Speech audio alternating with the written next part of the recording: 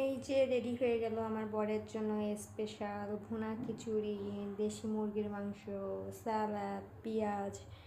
এখন তাকে দিব। এটা রান্না করতে করতে এখন প্রায় 2টা বাজে।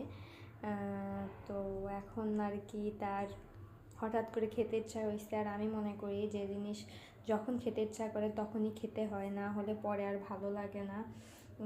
তো যার কারণে তার যেহেতু আবদার, আমার বর আবার পা খেতে পছন্দ করে, দেশি মরগ, এটা গ্রামের বাড়ির থেকে আনা।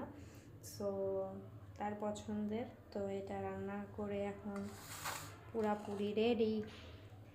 আর আমরা আবার হচ্ছে এই করে মানে মাখাই সালাদ খাবো, এই জন্য আমার বর আবার এটা খায় না। তো এই আর কি, আমার রান্না অল কমপ্লিট। দেন এখন খাওয়া দাওয়া হবে। তো এর ফাইনাল লুক এটা কেমন হয়েছে অবশ্যই কমেন্টস করে জানাবেন। আর যে যে